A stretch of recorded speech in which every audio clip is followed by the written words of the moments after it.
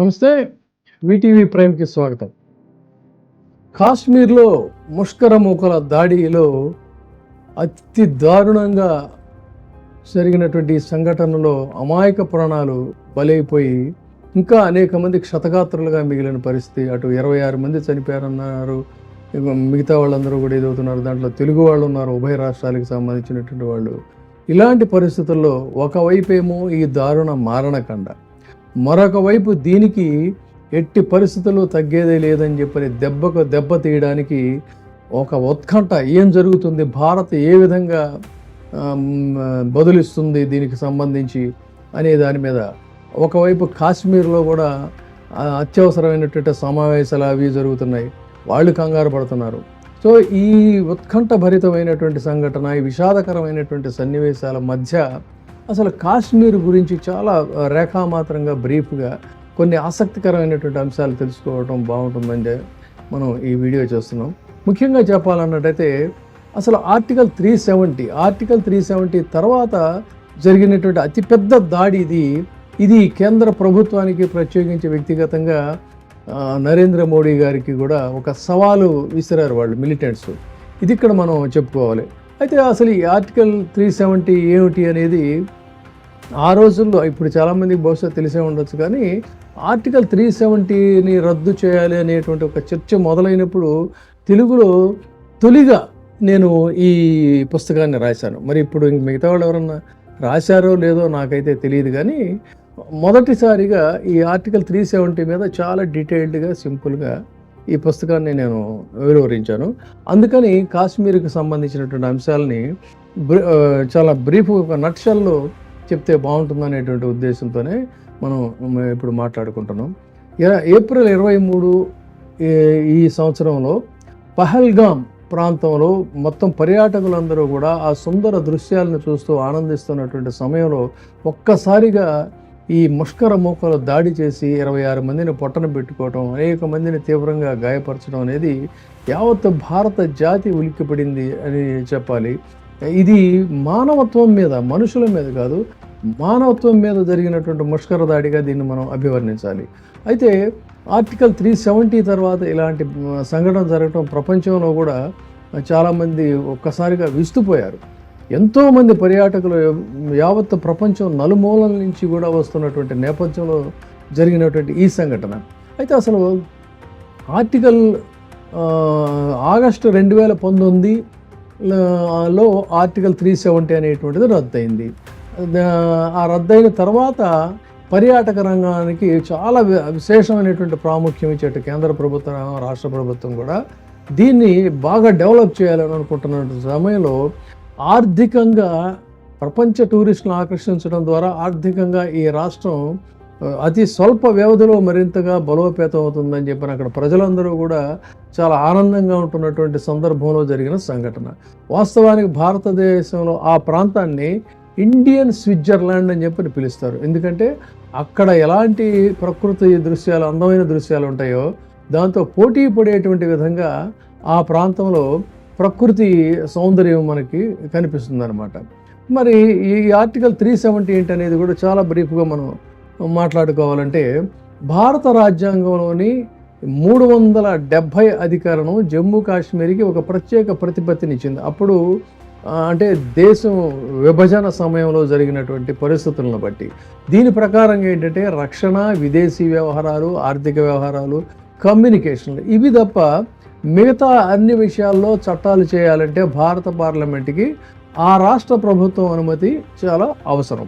తర్వాత 2019 ఆగస్టు 5న ఈ వ్యవహారం మొత్తాన్ని కూడా, అంటే ఈ అధికరణాన్ని పూర్తిగా రద్దు చేసి భారత రాజ్యాంగంలో అన్ని నిబంధనలు కూడా మిగతా రాష్ట్రాలకి ఏ విధంగా అయితే ఉంటాయో ఈ రాష్ట్రానికి కూడా అదే విధంగా వర్తిస్తాయి తప్ప దీనికి ఒక ప్రత్యేక ప్రాతిపదికలు లేకపోతే అధికారాలు అనేటువంటివి ఉండవు అని చెప్పని దీన్ని, ఈ ఆర్టికల్ని రిమూవ్ చేశారు. ఇది దీని గురించి సింపుల్గా చెప్పుకోవాలంటే. ఆ దరిమిల ఆ ప్రాంతాన్ని డెవలప్ చేయడానికి ప్రత్యేకమైనటువంటి శ్రద్ధ అటు నరేంద్ర మోదీజీ, అమిత్ షా వాళ్ళు దీని మీద ప్రత్యేక శ్రద్ధ కనపరిచి దీన్ని డెవలప్ చేశారు. వాస్తవానికి ఇది సహజ సిద్ధంగా ఉన్నటువంటి అందమైనటువంటి దృశ్యాలకు ఉన్నటువంటి ప్రదేశం ఇది. శ్రీనగర్ గురించి మనకు తెలిసిందే. శ్రీనగర్ అంటే వేసవి విడిది. ఒకప్పుడు అందరూ కూడా అక్కడికి వెళ్ళేవాళ్ళు. శ్రీనగర్ వేసవి రాజధాని అని చెప్పని కూడా అంటారు. అక్కడ ఉన్నటువంటి అందమైనటువంటి సరస్సులు కానీ, మొఘల్ గార్డెన్స్ కానీ, డాల్ లేక్ గురించి, ఆ డాల్ లేక్లో షికారు చేసేటువంటి ఒక ప్రత్యేకమైనటువంటి అనుభవం కానీ, అక్కడ కల్చరు, అక్కడ కళలు, షష్మినా అంటారు, ఆ విధంగా వంటకాలు, ప్రత్యేకమైనటువంటి వంటకాలు, ఇవన్నీ కూడా యాత్రికుల్ని విశేషంగా ఆకర్షించేటువంటివి. తర్వాత అక్కడ ఉన్నటువంటి దేవాలయాలు, మఠాలు, వీటన్నిటికీ కూడా ఒక ప్రత్యేకత ఉంది. ఆ విధంగానే కాశ్మీర్ లోయ అందాలు, ఇక అవి ఒక అద్భుతమైనటువంటి అందాలు. పిర్పంజాలు, హిమాలయ శ్రేణుల మధ్య ఉన్నటువంటి ప్రాంతం ఈ కాశ్మీర్ లోయ. ఇది అత్యద్భుతమైనటువంటి, ఏ డైమెన్షన్లో చూసినా కూడా బ్రహ్మాండమైనటువంటి అందాలు కనపరుస్తుంటుంది. ఇక ప్రపంచంలోని ఎత్తైన రైల్వే వంతెన ఎక్కడ ఉంది అనగానే మనకి చీనాబ్ నది మీద ఉందనేది వస్తుంది. ఇవన్నీ అలా ఉంచితే సుగంధ ద్రవ్యాల్లో ఉండేటువంటి కుంకుమ పువ్వు, దీన్నే కేసర్ అంటారు. ఈ ఒక స్వచ్ఛమైనటువంటి కుంకుమ పువ్వు కావాలి అంటే అక్కడ నుంచి తెచ్చుకోవాల్సిందే. అక్కడ విశేషంగా పండుతుంది కుంకుమ పువ్వు. ఇది అక్కడ అదేవిధంగా కాశ్మీరీ జంక కూడా అక్కడ విలక్షణంగా ఉంటుంది. దీన్ని హంగూలు అని చెప్పానంటారు. అది అక్కడ ఉన్నటువంటి సౌందర్యానికి వాటికి సంబంధించింది. ఇక రాజకీయ పరిస్థితి కనుక వచ్చినట్టయితే ఆర్టికల్ 370 రద్దుకు ముందు చూసుకుంటే అక్కడ ఎప్పుడూ కూడా పొలిటికల్ ఇన్బ్యాలెన్స్, రాజకీయ అనిశ్చితి, అభద్రత, ఆందోళనలు, కల్లోలాలు, తర్వాత కాల్పులు, ఇది అక్కడ ఉన్నటువంటి ఫలితంగా ఏంటంటే ఆ రాష్ట్రం పూర్తిగా దశాబ్దాల కొద్దీ కుదేలిపోయింది, ఆర్థికంగా చితికిపోయిందని చెప్పాలి, 2 వర్గాలుగా విడిపోయింది. అయితే ఆర్టికల్ 370 తర్వాత అందరూ కూడా చాలా చక్కగా హాయిగా ఉంటున్నారు. తర్వాత అసలు ఆక్రమిత కాశ్మీర్లో ఉన్నటువంటి వాళ్ళు కూడా ఈ రాష్ట్రం డెవలప్మెంట్ చూసి మమ్మల్ని కూడా ఇందులో కలుపుకోవాలి, భారత్లో కలుపుకోవాలని చెప్పని వాళ్ళు ఆశించడం, అంత అద్భుతంగా వాళ్ళు ఇది గతంలో ఉన్నటువంటి వైషమ్యాలన్నీ కూడా తొలగిపోయి వాళ్ళు హాయిగా జీవిస్తున్నటువంటి పరిస్థితి. దాన్ని ఆ విధంగా అసలు అక్కడ పర్యాటక రంగాన్ని డెవలప్ చేయడం కోసం, అక్కడ ఇన్ఫ్రాస్ట్రక్చర్ కోసంగా కూడా కేంద్ర ప్రభుత్వం ప్రత్యేక శ్రద్ధ కనపరచడంతో ప్రపంచంలో ఉన్నటువంటి గొప్ప హోటల్స్, నేషనల్ లెవెల్లో పాపులర్ హోటల్స్, వరల్డ్ లెవెల్లో ఉన్నటువంటి పాపులర్ చైన్ హోటల్స్, అవన్నీ కూడా అక్కడ వాటి యొక్క వీటిల్ని ఏర్పాటు చేసుకున్నాయి.